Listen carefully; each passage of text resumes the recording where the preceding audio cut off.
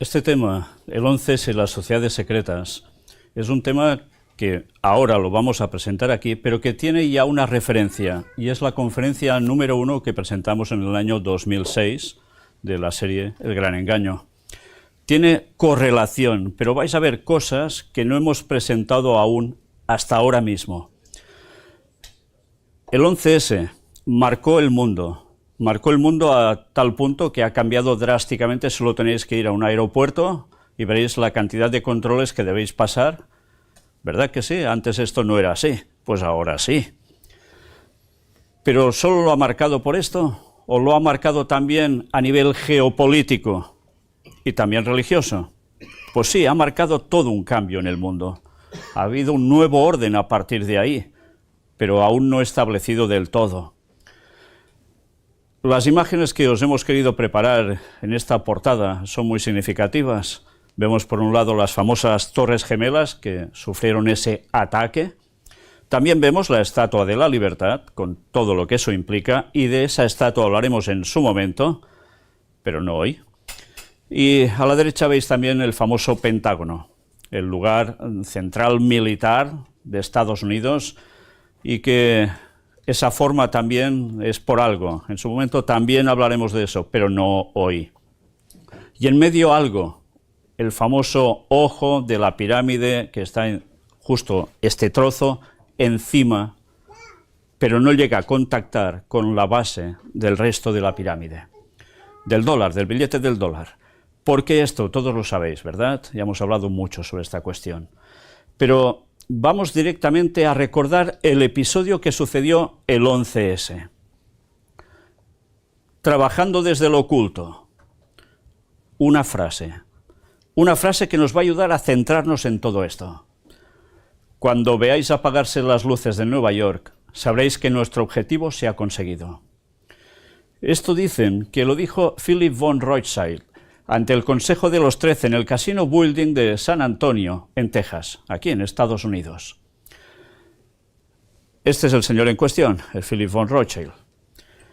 Esta frase, muchos la habían interpretado de un modo muy concreto, y es que debería haber un apagón general en la ciudad de Nueva York, y esto marcaba una pauta, un antes y un después. Habían conseguido un objetivo. ¿En verdad era solo este significado o había algo más?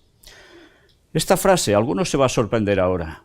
Mirad qué aparece en este escrito, titulado Luna de Sangre, donde se habla sobre esta frase. Dicen que la noche del 1 de agosto de 1972, durante un encuentro secreto del Consejo de los 13 en el Casino Building de San Antonio, Philip von Rothschild anunció a los asistentes que, cuando veáis apagarse las luces de Nueva York, sabréis que nuestro objetivo se ha conseguido. Unos 5 años más tarde, el 13 de julio de 1977, una tormenta eléctrica dejó completamente a oscuras a los 10 millones de habitantes del área metropolitana de Nueva York durante unas 25 horas. No sé si alguno de vosotros estaba viviendo aquí en ese entonces. ¿Sí? Pocos, ¿no? Y vivisteis este apagón, ¿verdad? Esto no es ciencia ficción, esto aconteció. Desafortunadamente, un servidor no puede confirmar que von Rothschild pronunciase aquella noche la frase mencionada por el simple hecho de que von Rothschild pronunciase aquella noche, por el simple hecho de que no asistía a la tan secreta reunión, dice el autor de este artículo. Pero lo que sí es un hecho contrastable es que una declaración muy similar aparece en la novela Atlas Shrugged, no sé cómo lo pronunciáis, publicada cierto tiempo antes, en 1957, y escrita por Ayn Rand. Uno de los personajes, el enigmático John Galt, a quien precisamente algunos consideran un trasunto de Rothschild, dice, mientras contempla los rascacielos de Manhattan, que, y aquí tiene la frase en inglés, cuando veamos que las luces de Nueva York se apagan, sabremos que nuestra labor ha culminado. La novela presenta una insurrección de las grandes familias adineradas de los Estados Unidos contra el gobierno y el poder político del país, y también contra las regulaciones estatales. En la novela, el ideólogo del movimiento no es otro que el mencionado John Galt. Casualmente o no, el título de la obra está inspirado en la escultura de Atlas, cargando con el mundo sobre sus hombros, que está en los jardines del Rockefeller Center en pleno Manhattan, y que, bueno, fuimos a ver precisamente estos días. Por tanto, esa frase fijaos cómo ya aparece en el libro de esta autora. Esta autora era una autora rusa, atea, que vino a parar a Estados Unidos. Hizo bastantes guiones, incluso para películas, pero ella tenía un tipo a su alrededor de oscuridad realmente importante, porque todos los mensajes que transmitía realmente eran o daban mucho que pensar, y parecían que había una serie de maquinaciones que ya estaban en marcha y que ella con sus escritos aún apoyaba para que fuera hacia un objetivo muy concreto. Bien, si von Rothschild llegó a afirmar esto mismo, podría ser que los dos estuvieran en una misma sección de ideas.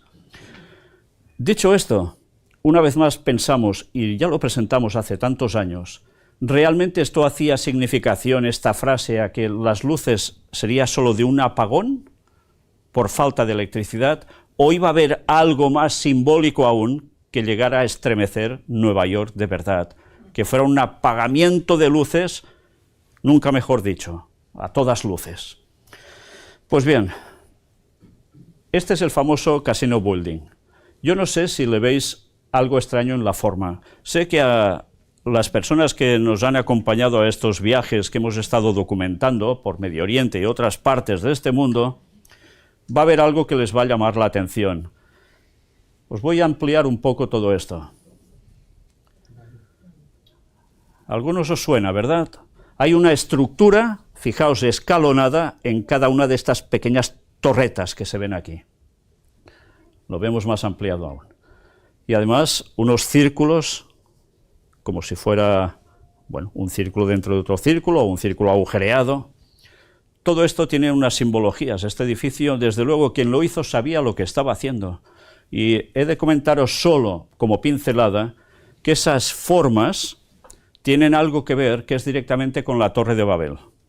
Y es algo que hemos encontrado en culturas distintas de este mundo, lo cual denota que hay un origen común de una cuestión ocultista. Sí, esto no son bromas, realmente es así. Pero bien, vamos a profundizar en lo que nos interesa. Trabajando desde lo oculto, hubo un juego que habló de todo esto. Sé que los que habéis visto esa primera conferencia ya sabéis de qué va, pero hay otras personas más jóvenes que quizás esto no lo han visto nunca, y otros que se han incorporado a ver conferencias y no han visto nunca la primera conferencia. Mirad, esto está extraído de la página Steve Jackson Games, un fabricante y diseñador de juegos. Entre ellos hay uno que destacó: ganadores de los premios Orígenes 1995. Interesante que se llame así, y nosotros ya sabemos por qué. Los premios Origins o Orígenes se determinan mediante votación del público de los juegos. Son elegibles los productos publicados el año anterior, en este caso 1994. Por tanto, ¿quién participa en el concurso? ¿Los del año 95? No, los del año anterior, 94. Después de que las propias empresas eligen sus mejores productos para su elegibilidad, los miembros de la Academia de Artes y Diseño de Juegos de Aventura emiten votos de nominación para determinar qué productos llegan a la votación final. Hay todo un proceso. Los ganadores fueron anunciados el sábado 15 de julio en Origins 95 en Filadelfia. Mira, el lugar donde hemos estado documentando también. Las categorías de gráficos y Salón de la Fama son votadas por la Academia, no por el público en general. Los ganadores son, y aquí aparecía un largo listado de ganadores, en el punto número 15, Mejor Juego de Cartas. Illuminati, Nuevo Orden Mundial. Juegos de Steve Jackson. Diseñador, el propio Steve Jackson. Y aquí veis a la derecha precisamente ese sello que garantizaba que fue el mejor juego de cartas de 1994. Pues bien, ¿qué aparece en este juego? Aquí veis la caja, está escaneada, es la que tenemos nosotros, que conseguimos, gracias a Dios, aún no sé cómo, prácticamente de milagro, porque este juego fue requisado. Después de haber funcionado a nivel público, fue requisado. ¿Por qué?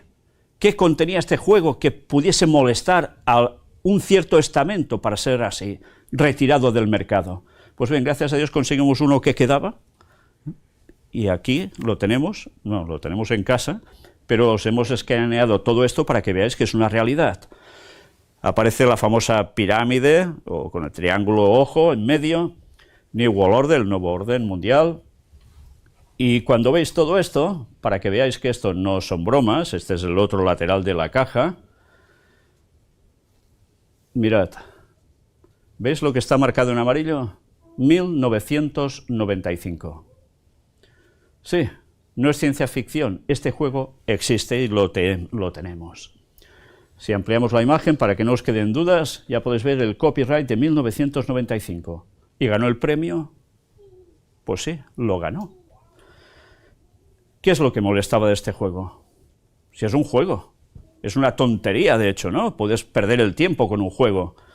Pues este juego no era un juego cualquiera, porque se daban cuestiones en las cartas que allí aparecen, que eran mensajes de cosas que se producían y se iban a producir en un futuro, en base a unos planes. Aún hoy se ignora cómo extrajo precisamente Steve Jackson toda esta información. Se comenta que él lo consiguió a través de un ordenador de alguien, pero ese alguien queda en el misterio. Y él decidió plasmarlo en un juego. Era toda una información secreta que él reveló a través de un juego. Bien, pues finalmente fue a tribunales, ganó el caso y pudo volver a relanzar al mercado este juego, que incluso después amplió al menos un par de veces, con más cartas, con más contenido que también daba un cierto mensaje. ¿Qué había en este juego? Sí, un acto de terrorismo. ¿Dónde? En las famosas Torres Gemelas. ¿Sucedió? Sucedió. Esto era 1994, juego copyright 1995, premio. ¿Y cuándo sucedió este hecho? 2001. Unos 6 años después, más o menos, ¿no? Pero también daba muestras de que en el Pentágono iba a pasar algo, y tampoco nada agradable. También un ataque. ¿Sería por esto que fue retirado este juego? Bueno, pues solo falta ver la realidad con la carta. Qué interesante, qué parecido tan asombroso, ¿no? Pero lo mismo con el Pentágono. Pero ahora vamos a ver algo que nos va a llamar la atención, porque yo no sé si os estáis fijando dónde están los bomberos en esa zona del Pentágono. El ataque se produce en un lateral y dicen que es un avión de unas proporciones muy importantes. ¿Veis algo del avión? No, ¿no? Si alguien dice que ve algo del avión, tiene una visión espectacular e imaginativa además, porque aquí no hay ni un resto del avión. Sí que es cierto que hubo un momento durante una conversación del jefe de bomberos, que esto lo pudimos ver en directo, en el cual le llegan a decir ¿dónde está el resto del avión? O lo que queda del avión. Y él enseguida se sacó las pulgas de encima, dijo, bueno, esto ya lo va a decir tal. Mira por dónde resulta que un poco después aparecen restos de metal que dicen que tenían que ver con ese avión y que incluso algunos comprobaron que no eran precisamente del modelo del avión en referencia del que decían que se había estrellado allí. Todo esto, además, viene acompañado de que un avión de esa proporción que llegara a impactar en ese punto, primero de deciros que ahora veis que está derrumbado, ¿verdad?, esa parte del Pentágono, pero en principio las primeras imágenes solo aparecen como un impacto, pero la parte de arriba aún seguía pegada, el edificio era el mismo, sin todo este agujero partiéndolo. Luego se desplomó. La hierba, ¿veis algún trazo de un impacto de un avión para llegar a dar a esa altura? Un avión de esa proporción debería estar comiéndose la hierba. La hierba estaba intacta.